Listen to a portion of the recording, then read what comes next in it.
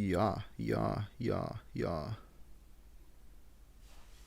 Yeah, yeah, yeah, yeah. Okay, is that as small as I can make that? I think it is. So that's gonna have to do it. Yo, let me take these frickin' things off.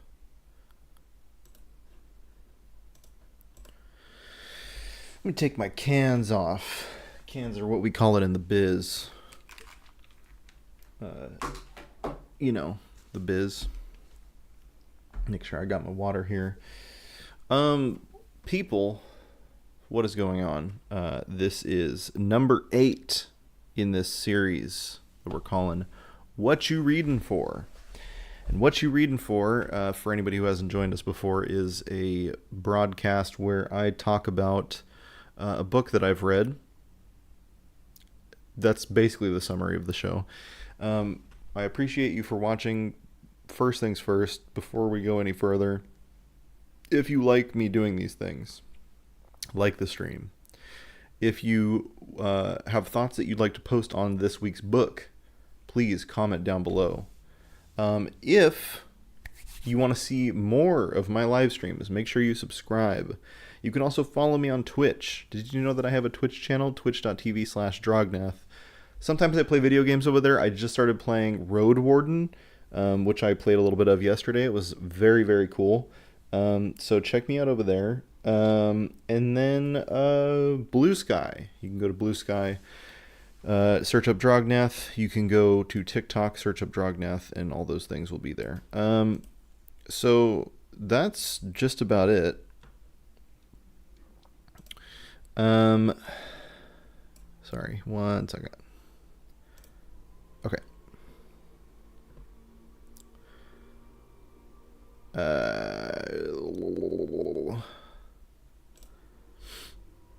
Okay.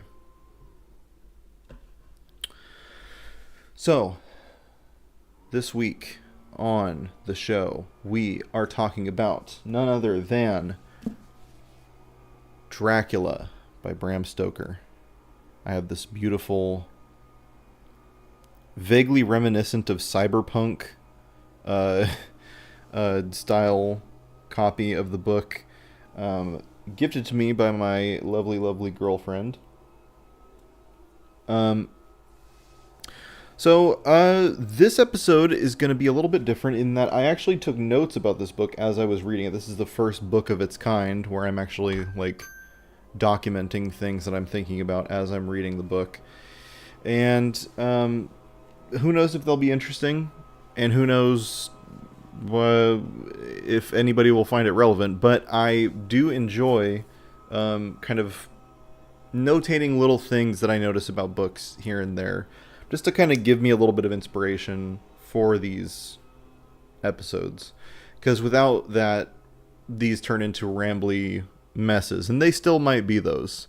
So don't get your hopes up, folks. But we are here today to talk about Dracula. So why don't we talk about it? Why don't we just jump right in? Once again, if you're here live, make sure you let me know what you think of Dracula in the chat. If you're here after the fact, comment down below what you think of Dracula. I guess I will start by saying that reading something like Dracula, also there's yard work being done outside, so hopefully that's not like too distracting over the microphone. That there's nothing I can do about that. Reading Dracula in a modern context is very interesting because the reader, myself definitely, but I would assume most modern readers are already familiar with the tropes of vampires. They are already familiar with the tropes of Dracula himself. They're already probably familiar with the character. and have seen him portrayed in any number of ways throughout many different types of media and pieces of media. So reading this book can sometimes feel very dull and slow, because at its core, this is a horror mystery. It is a horror novel in that very horrifying things happen, and I will read a couple of bits here and there in a minute to kind of illustrate this point. But I think at the root of everything, it is a mystery. And so when you already know the outcome of a mystery, or the answer to the riddle, I guess you could say, of what is happening in the book of Dracula, it makes so much of the book just uninteresting. Because again, if the most interesting aspect of the book is this sort of ongoing mystery about what is happening to these people and who Dracula is and all this stuff, it just doesn't hit the way it probably would have at the time if you had been reading it in, I believe, 1897 is when this book originally was published. Yeah,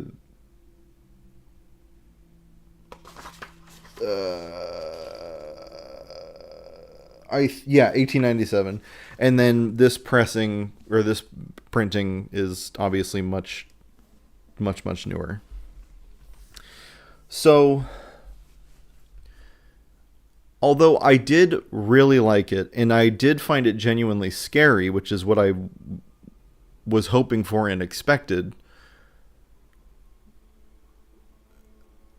it's hard to recommend this book to a modern reader. I would imagine that this same critique would apply to Mary Shelley's Frankenstein, to you know, what's another book that's like Dr. Jekyll and Mr. Hyde. It's like these are mysteries in some respect that you already kind of know the answer to. You already know what the big twist is going to be. You already know aspects of the monster that the characters don't. And them uncovering the mysteries of the monster is most of the fun. And so, you know, I that's pretty much, I would say that's a good summary of how I felt about the book, is that it's great. The writing is really good. It just doesn't grab me because I already know so much about Dracula and about vampires, I guess, is the long and short of that. So this book, if you've never read it, takes place in London during the, you know, I think it was probably being written, or it was being written about the time period that it's in, so like late 1800s. You basically have, this is what's called an epistolary novel. I think that's what it's called, an epistolary novel, which is basically, the novel itself is a conglomeration of a bunch of letters and diary entries and pieces of writing done by characters in the world of the book. And so at certain points during the book, the characters talk about combining all of their writings and kind of piecing them all together and bringing them together to make a book about their experiences. And so that's kind of in universe. That is what Dracula is kind of supposed to be. It would be interesting to know, like, and I guess I could have looked this up beforehand, but I didn't. It would be interesting to know what people at the time thought of this book, because I think some of the fun and some of the horror of these early horror novels was that readers might have actually suspected that what was happening in the book was actually happening in the real world. Like these are true events. I know certainly that the first like two H.P. Lovecraft stories that I read, which I think would have been Dagon and The Color Out of Space, I think, or maybe Mansions of Madness, or Mountains of Madness. Um, I know that when I read those stories, I like thought that they were actual real, or at least they were claiming to be real, and then you kind of learn later on, like, oh, this is actually fiction that like was written to be scary and seem realistic. Um, so yeah, you have various people that have interacted with Dracula in some aspect or another. You have people like Lucy Westenra, who is sort of uh, an object of affection of many characters, and she is bitten by Dracula and she turns into a vampire. You have this whole mystery of Dr. Seward, who is this guy who is trying to take care of her while she's dying, and Van Helsing, another character that I'm sure many people are familiar with. Um, these two characters are trying to solve the mystery of like where she's going in the night, and realizing that she comes back during the day, and when she comes back she looks more kind of full of life, and through this Van Helsing kind of pieces together that, oh, this is a vampire. They're undead. They they come to life at night basically and suck the blood of others, and that's how they perpetuate their life force. It's hard to speculate, and maybe I'll pull up my notes here just to kind of uh, Dracula notes. Okay, so you know, again, a lot of this book is very just difficult to kind of believe in, I guess you could say. Um,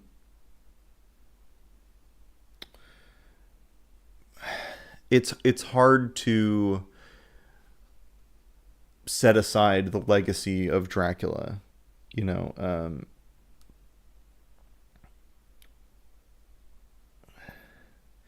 And it's hard to know. This is on. I'm not going to read any quotes here, but basically the beginning where Jonathan is. I think it's his name, right? Jonathan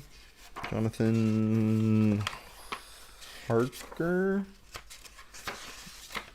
I think it's Jonathan Harker. Yeah. So Jonathan Harker is heading to Dracula's castle, and along the way, these people that he encounters are kind of like warning him. Also, I should say it's interesting reading this kind of a few months after seeing the new Nosferatu film, which I liked quite a bit. That the new Nosferatu is, and I believe the original, although I haven't seen it since I was like a teenager. The new Nosferatu is a retelling of Dracula, kind of reimagining of the original story that is, I think, pretty faithful, like almost to a T.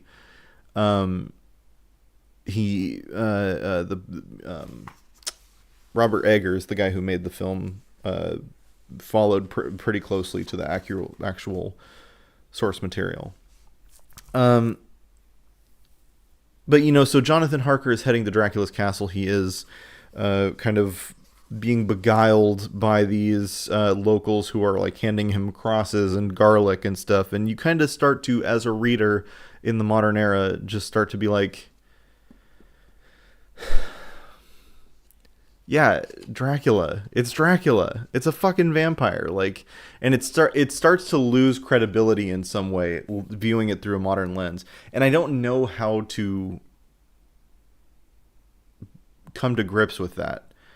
I don't know how to make my image of this story be not coloring the way that I read the book. It's really, really difficult. Books where you kind of know what's going to happen, it's hard to not dislike it, because it's just like every part that is trying to loop you into the mystery, it's just like I already know the answer. And I guess I'm kind of repeating myself on that point, but just that was in the very beginning of the book. Definitely, I felt like, you know, it all just seems so obvious, right? By the time I had finished chapter one, I was starting to get the idea that this book actually is pretty spooky. In terms of horror, you know, there are some parts that I think were genuinely freaky. The driver that comes and picks Jonathan Harker up to take him to the castle, genuinely kind of a scary scene, with the wolves, and kind of like introducing all this danger to the story, that I believe find out later that the driver actually is Dracula, if I'm not mistaken. It's a great way to kind of throw you into this spooky atmosphere. And again, all of these tropes would later be used and reused by many different pieces of media. Let's go ahead and skip forward here a little bit.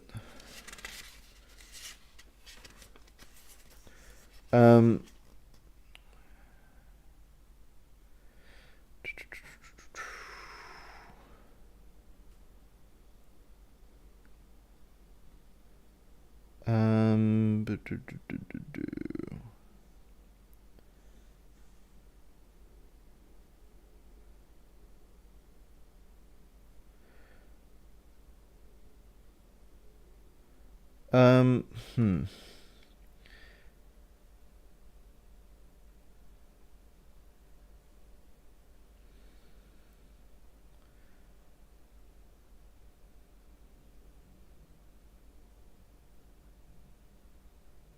Uh, where? Oh my gosh, some of these notes are bad. I should have gone over the notes before I started the episode, but um.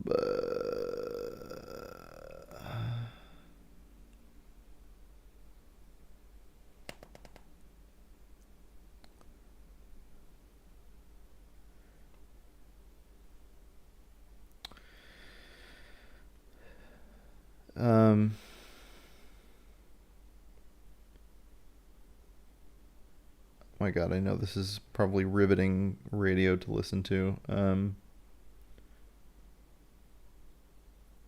Okay, I think the part I was trying to indicate with this little note, the part that I think freaked me out the most in the beginning sort of aspect of the book, there's a scene where Jonathan is looking out his window, and I think he's contemplating, if he were to jump, would he survive the fall? And he sees Dracula climbing backwards down the wall, or like, climbing down the wall with like super speed. He's like very quickly shimmying down this wall.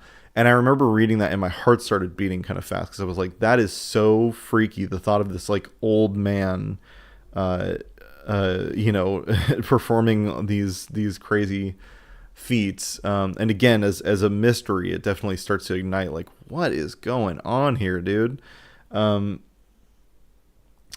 is interesting too that the way that Dracula is described, now he's described a couple different ways throughout the whole book, but the initial impression that you get of him is very different from the I guess the classic depiction of Dracula, which is even on the cover of this book. Like he's got like the slicked back hair and the high collar and all this.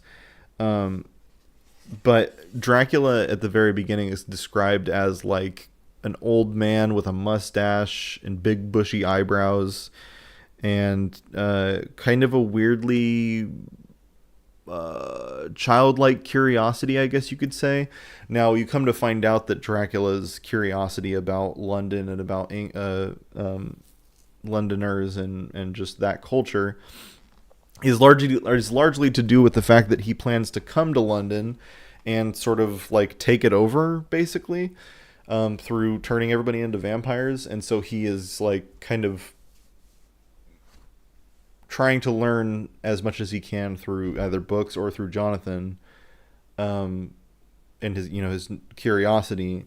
He's trying to learn how to better blend into this society that he's trying to um, destroy, I guess. Um,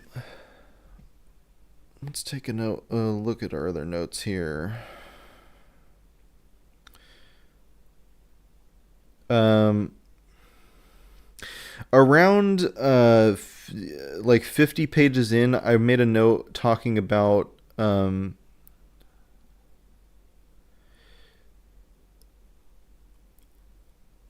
uh, I made a note about how this book could kind of maybe be about like abuse and possessiveness.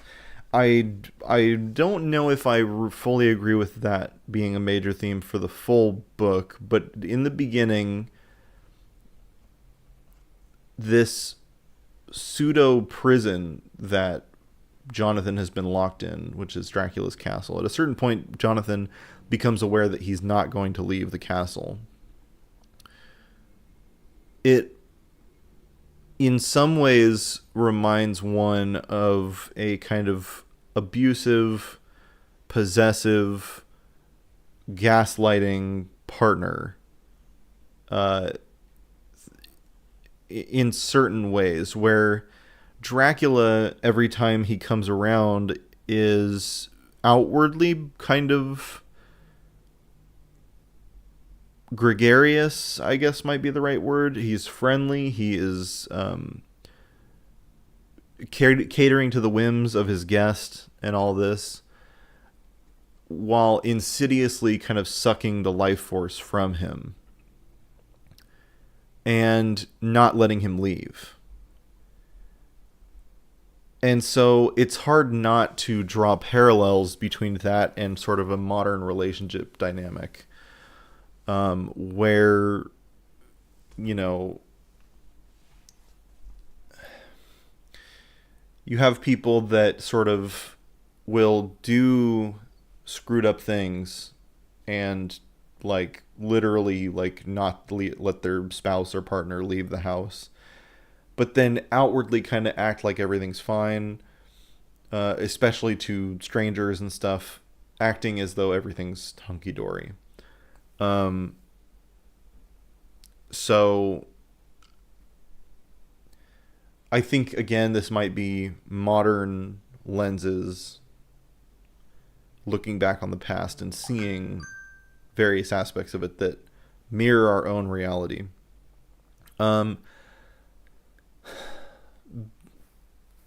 Here at the end of the book, it's hard to posit whether there are any themes, I guess, that I can pinpoint. One that I kind of will touch on, I guess, is that at one point, this is when Jonathan first discovers Dracula in his coffin and realizes that he's like something's wrong with him. He describes him as like looking kind of leech-like. Let's see if I can find the quote.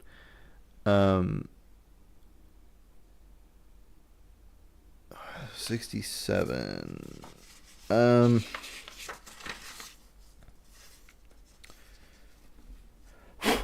It's actually the second time that he sees him in the coffin.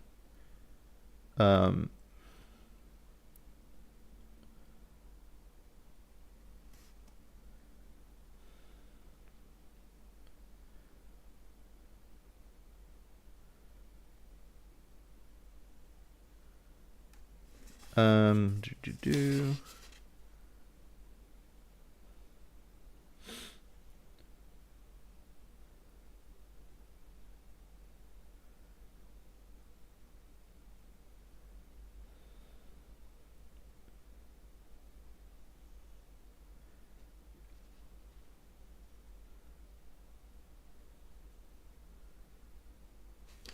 Here, yeah, I'll read a little bit here.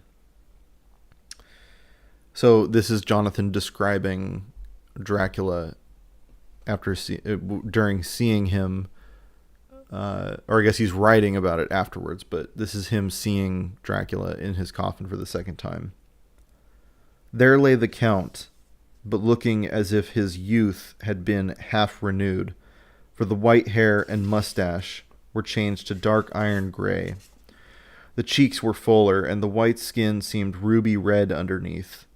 The mouth was redder than ever, for on the lips were gouts of fresh blood, which trickled from the corners of the mouth and ran over the chin and neck. Even the deep, burning eyes seemed set amongst swollen flesh, for the lids and pouches underneath were bloated. It seemed as if the whole awful creature, were simply gorged with blood. He lay like a filthy leech, exhausted with his repletion. So, in that quote, I'm getting a little sense of the comparing vampires to leeches is interesting, because once my kind of understanding of this type of fiction, or this vampire trope, is that once a person is dead, and this is actually very apparent with Lucy and her story, once a person is dead and they've been bit by a vampire, they're going to turn into a vampire. The vampire is kind of its own creature. It's not really the person anymore. It becomes something else. Whether that is like a virus of some kind, or an animal on its own, or if it's a mythological creature of some kind. I don't know how to put that, but like, it becomes something other than human. It becomes undead. So it kind of weirdly becomes this, at times, kind of werewolfish like, at least in the fiction of Dracula. There are certain aspects of Dracula that kind of feel wolfish, like he can turn into a dog, or at least that's heavily suggested. He controls wolves. He has several kind of werewolfish qualities. But the creature that you become when you become a vampire is one that is just an ever consuming, life consuming machine. You just become a machine of eating, of kind of almost erotic pleasure in gluttony, and kind of over gorging yourself on this lifeblood. I don't know how to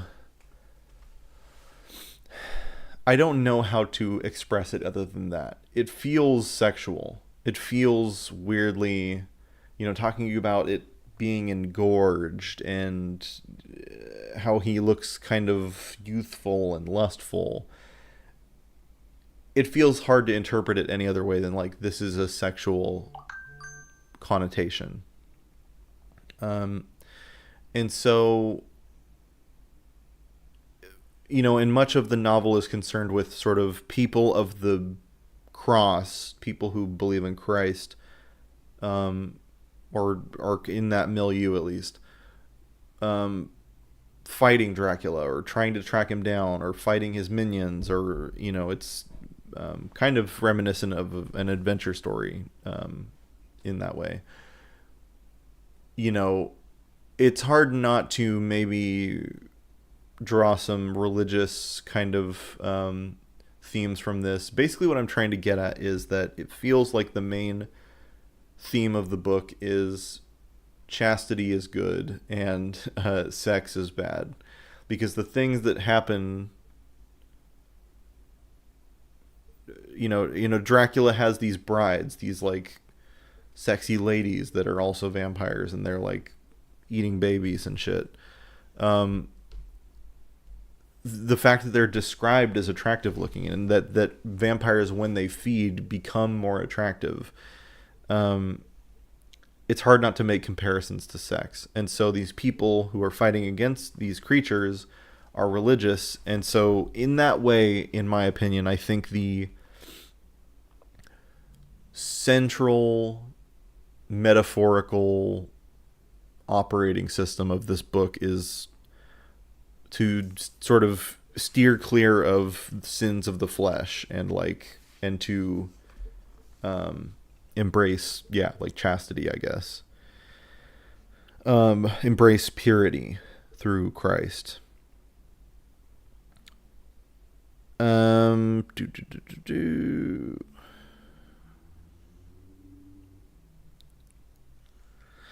So at certain points during the book, I get kind of frustrated with how slow it moves. There's a whole chapter where it's just kind of correspondence, I believe, between Lucy and Arthur, or maybe several different people. I think it's between Lucy and Mina, which is important to establish Mina and Lucy's relationship, but huge swaths of the book are just like people sending letters to each other, and just sometimes it feels less than consequential. A lot of times there's information you need to have, but some of it definitely feels a little unnecessary. Again, and that could be a modern perspective, because I'm trying to get to the point of the whole thing, which is Dracula. Um, uh, at a certain point, I started to notice that this book is actually kind of. It seems interesting that this book has a lot of prominent female characters. Um, it is a shame that so much of their personalities are like fawning over men. That kind of is Lucy's whole thing, is that she's being courted by multiple different men. Mina is like obsessed with Jonathan. Um, but in general, I will say that it's kind of refreshing, especially in an older book, to have so many uh, Lucy's mother as well, um, sort of prominent woman characters. I think that's cool. Um,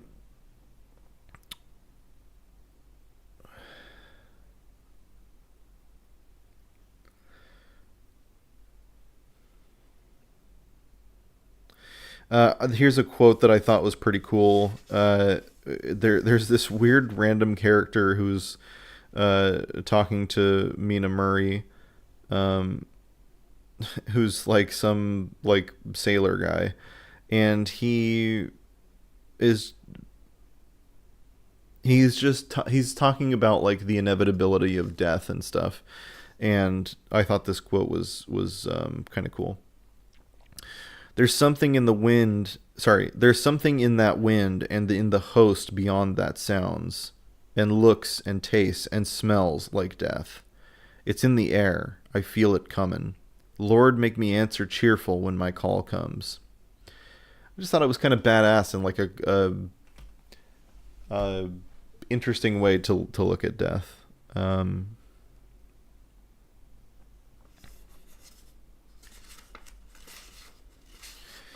Uh,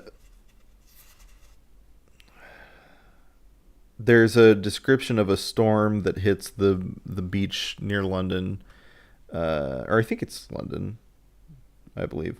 Because yeah, I think this is where we get the introduction of Dracula coming out of the boat and everything, as transformed as a dog. Um, I thought the description of the storm itself was really beautiful. It lasts for about, there's like 4 pages of just straight up describing the storm, and it was really compelling to read. Uh,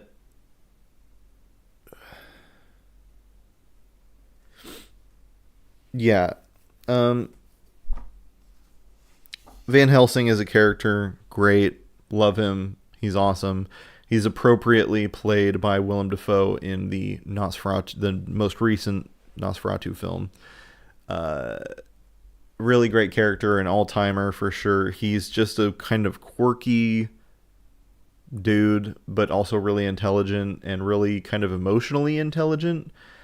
He is able to communicate with and befriend many people. And he has an interesting accent in the book. I think he's from Amsterdam, if I'm not mistaken. Um, he's a very interesting guy. It sucks that so much, and again, this goes back to just being a modern reader, reading something that's this old. Uh, so much is wasted on this character because we know what the mystery is. Van Helsing is trying to figure out what's wrong with this woman, and we know what's wrong with her. She's going to turn into a vampire. So like, yeah, it sucks that so much of his plot line is wrapped up in something that, through the modern lens, is kind of ruined. Um,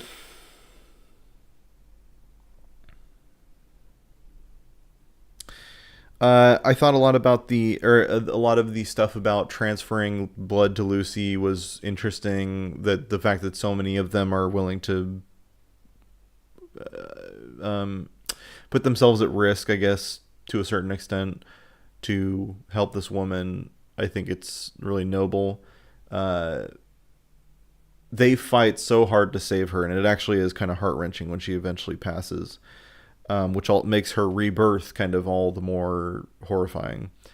Um, I started to kind of wonder about, and I didn't look any of this up again, but I started to kind of wonder about uh, blood transfusions at that period in history, because it's kind of like, how do they know what blood type she is? Like, how do they know if what they're giving her is what she actually is? Are they just guessing? you know and in general, just kind of being like, how were those types of operations performed? It might be something to look into some other time. I don't know. Let's see here.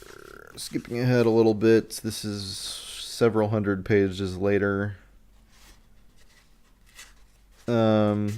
It is a very long book. I will say that as well. It's a very long book.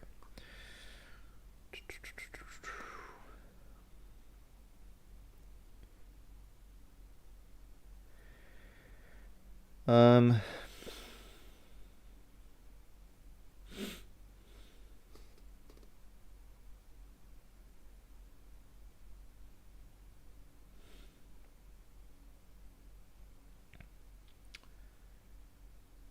um, do, do, do, do.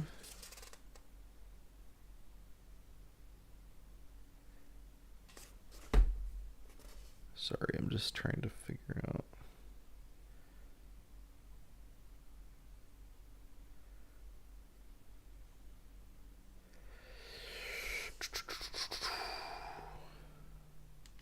Oh, wait, hang on a sec.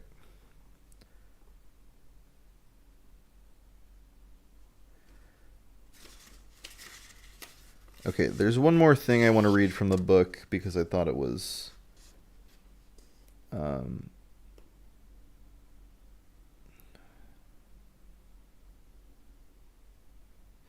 I thought this was a great monologue from Van Helsing.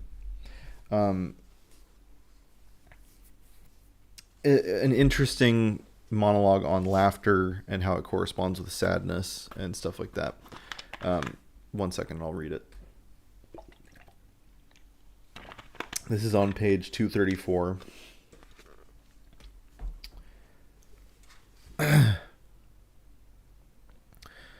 Ah, you don't comprehend, friend John.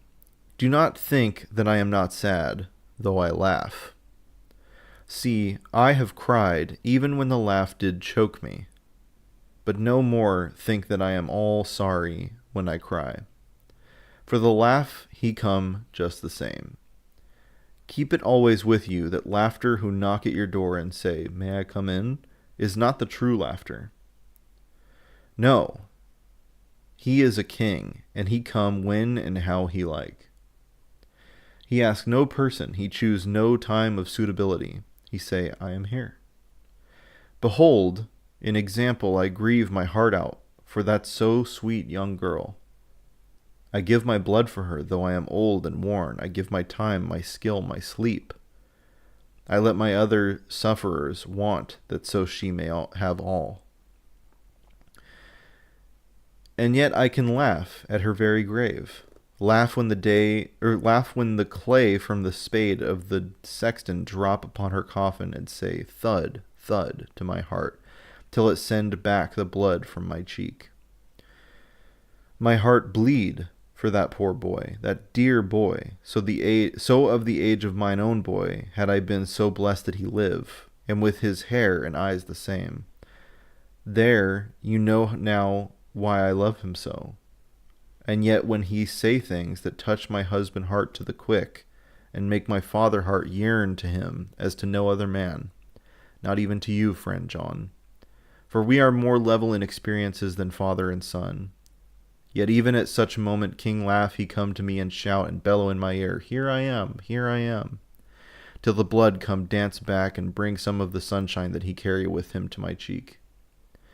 Oh, friend John, it is a strange world, a sad world, a world full of miseries and woes and troubles. And yet when King Laugh come, he make them all dance to the tune he play. Bleeding hearts and dry bones of the churchyard and tears that burn as they fall. All dance together to the music that he make with that smileless mouth of him. And believe me, friend John, that he is good to come, and kind. Ah, we men and women are like ropes drawn tight with strain that pull us different ways. Then tears come, and like the rain on the ropes, they brace us up until perhaps the strain become too great, and we break. But King Laugh he come like the sunshine, and he ease off the strain again, and we bear to go on with our labor, what it may be. I thought that was so lovely. Van Helsing is the greatest. He's definitely, he's probably the best character in the book. At least that's my opinion. Van Helsing is fucking sick. But just this really, and it's like kind of dead center in the middle of the book before things really start kind of going downhill. And it's just such a lovely little monologue about like laughter and it not coming when you expect it to come, and it's good that it comes even though it seems dark or strange. It's just an interesting way to look at laughter in hard times, and I thought that was cool. That was probably my favorite piece of writing in the book, I guess you could say. So they track Dracula down. Dracula is kind of on to them. He kind of knows that the jig is up, and then they kill him. And somewhere along the way, it becomes apparent that Mina is also infected by the Dracula virus, and through killing him, she's got some kind of weird bond to him, and so when they kill him, he or she is saved. And that's kind of the end of the book. So if you well, I rated it on Goodreads, because I was completing it for my book challenge for the year, which is to read 26 books this year. And I rated it I rated it 4 stars. I would have rated it 5, though. Again, it's hard to get past the fact that everything with Dracula and vampires is just so obvious. And you know, it sucks so much because so much of the book is really good. I would recommend it to pretty much anyone that's down for a bit dated horror novel. some really fantastic writing in here, some really good characters, and it's just a shame that the way we look at Dracula now is different than they would have at the time. So, that is Dracula. Dracula, done. This guy right here. Yeah. That's all I have to say about that book. It's pretty good. I spent a lot of time shitting on it, but it is a good book. So, read it if it at all interests you. Boom! Let's talk a little bit about what we're going to be reading coming up. I think the list has not changed much since the last episode, but maybe it has. I don't remember. But next up is going to be A Court of Thorns and Roses by Sarah J. Maas. I finished this one a while ago. Fantasy and romance. Check it out so that we can discuss it on the channel here. Fear and Loathing in America by Hunter S. Thompson is going to be after that. I'm currently reading this one. After that, Mexican Gothic. Finished this a while ago. It's a modern sort of Lovecraftian horror novel. That's going to be up next after that. We got The Time Machine by H.G. Wells. It is a very short John, but it's been on my bookshelf for a long time, and it's only like 120 pages, so it's time to put this one down. After that, the next book club book, which is 100 Years of Solitude by Gabriel Garcia Marquez. Actually, I don't know if it's Gabrielle or Gabriel. I'm not sure what gender the author is. I've heard it's... Oh, I guess this is probably Gabriel right here on the back of the book. I would imagine it's probably... Their name is probably Gabriel. I've heard very good things about it. I know it's, I think, historical fiction. I'm very excited to read that one. So that's after The Time Machine. And then after 100 Years of Solitude, we have The Great Shark Hunt by Hunter S. Thompson. Gonzo journalism legend. And then that's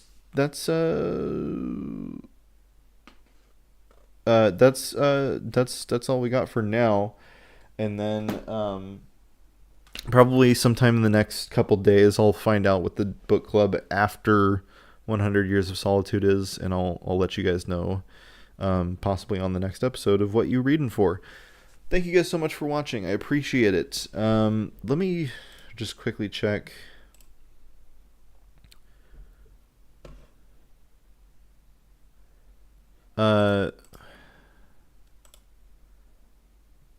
Okay, just making sure, just checking something. But what was I gonna say? Oh yeah, like the stream so that I'll do more of them. Comment your opinions of Dracula. Subscribe so you get notified when I go live next time. Follow me on Twitch, twitch.tv/Drognath. Follow me on TikTok, Drognath. Blue Sky, Drognath. I love everybody.